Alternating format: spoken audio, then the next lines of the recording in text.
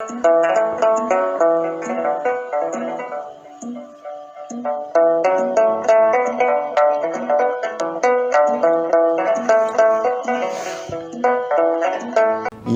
አብሮኝ የተማረ ልጅ እዛ ገብቶ ወድቆ ወገቡ ተንሸራቶ አልጋ ላይ ሆኖ እርግጥ አንተዋወቅም ቢሆንም ግን በነበርንበት ሰዓት በጨዋታ ምናቀውን ታሪክ አብረን ብዙ አወራን። የሚገርም ነገር በጣም የሚገርም ነገር ነው።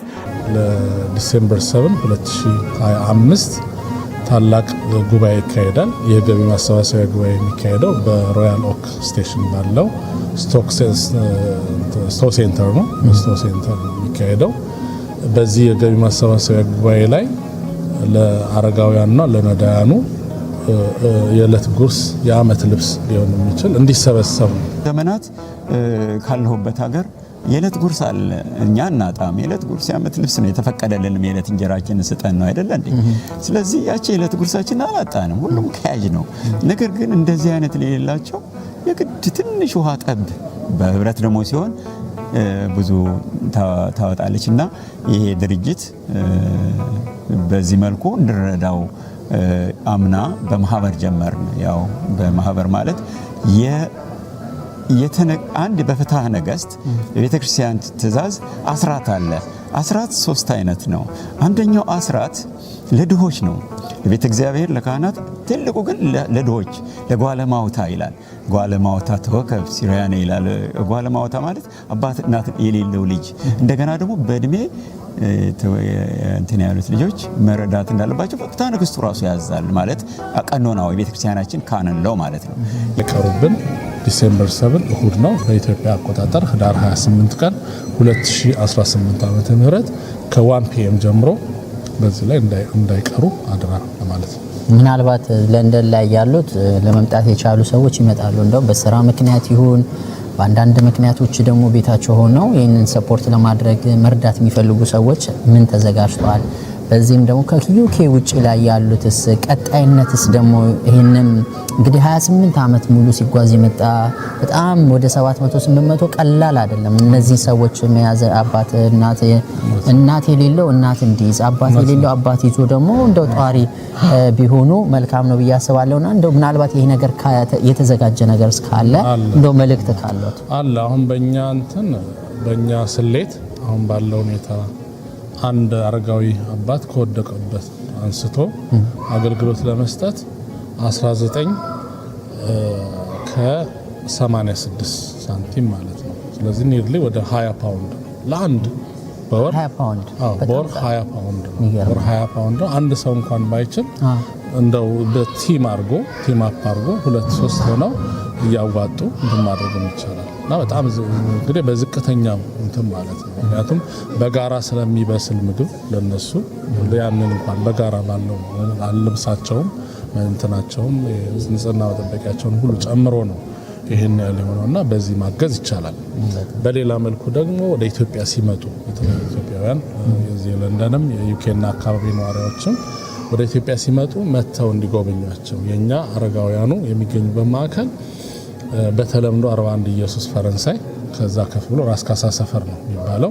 እዛ መተው እንዲጎበኟቸው ከነሱም ጋር አብረው እንዲበሉ አብረው ደግሞ ልብሳቸውን በማጠብ ማገዝ ይቻላል። ጥፍራቸውን መቁረጥ ይቻላል። ገላቸውን ማጠብ፣ የተለያዩ ምግብ ማጉረስ፣ እንደዛ ሁሉ ማድረግ ይቻላል። መንከባከብ መጥቶ ማየት ራሱ ማየትን ይናፈቃሉ፣ መታየት ይፈልጋሉ። ለምን እነዚህ አረጋውያን ልጆች የሏቸው፣ የሚረዷቸው ዘመዶች የላቸው፣ ምንም ቤተሰብ ዝም ብለው ወድቀው የተነሱ ናቸው። ስለዚህ እነዚህን ማየት መጎብኘት ያስፈልጋል። በሌላ መልኩ ደግሞ ምንድነው ማድረግ የሚቻለው? ነፍስ ይማር ዘመዶቻቸው ኢትዮጵያ ያሉ እዚህም ደግሞ እንዲሁ ሲያርፉ እግዚአብሔር ሁሉ ቦታ ያለ ነው። ማንም ሰው በህይወት ስጋ የተወሰነ ጊዜ ይኖራል። ያው ይጠራል። ሲጠራ ደግሞ ያው በክብር ወደ አምላኩ ነው የሚሄደውና መታሰቢያው ሊደረግለት ስለሚገባ ነፍስ ይማር እዛ ከአረጋውያን ጋር ማድረግ ይቻላል። አብሮ እነሱ ጋር መመገብ ይቻላል። ዝክር መዘከር ይቻላል። ክርስትናም እንደገና ልደትም ሰርግም አብሮ ከአረጋውያን ጋር ማድረግ ስለሚቻል ይህን እንዲያደርጉ ለኢትዮጵያ ላሉት ዘመኖቻቸው እንዲመክሩ መተው ደግሞ እንዳልኩት እንዲጎበኙ።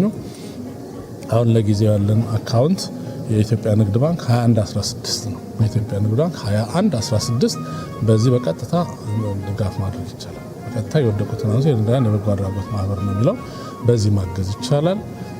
ዌብሳይታችን ገብቶ ማለት ስክሮል በሚያደርገው ዌብሳይት ገብቶ ያለውን ድጋፉን እንደገና አባል ሆኖ ማገዝ ይቻላል። በወር 1 ፓውንድ በቂ ነው፣ አባል መሆን ይቻላል። ዌብሳይት ላይ ቢገባ እንደገና ደግሞ QR ኮዱ አለ። በQR ኮዱ በመታዩት በቀጥታ ወደ ዌብሳይቱ ገብቶ አባል ሆኖ መዋጮ ማዋጣትም ይቻላል።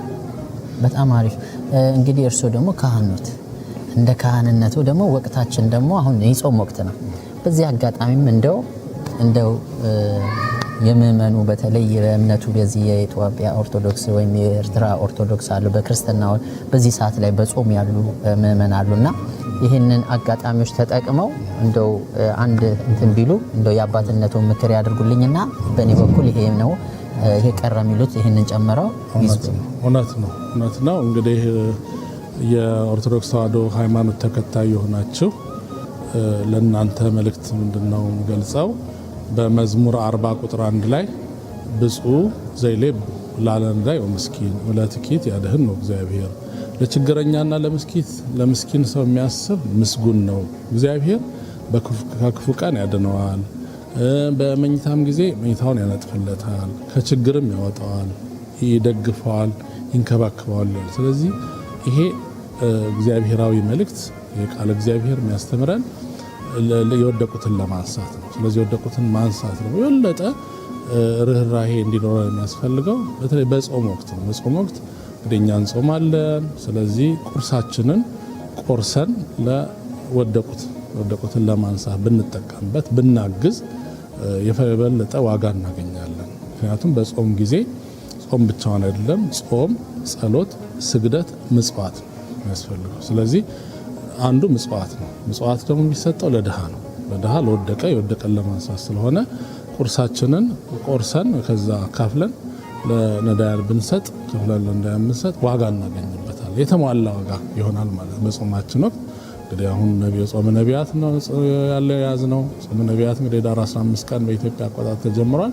ስለዚህ እስኪጠናቀቅ ድረስ ይህንን በማድረግ ምጽዋት በመስጠት እጃችንን ለምጽዋት በመዘርጋት ዋጋ እንድናገኝ ከእግዚአብሔር ዘንድ ዋጋ እንድናገኝ የማይጠፋ ዘላለም ዋጋ እንዲከፍለን እንድንበረታታ ያስፈልጋል። የወደቁትን አንሱ። የነዳያን የበጎ አድራጎት ማህበርን አትርሱ።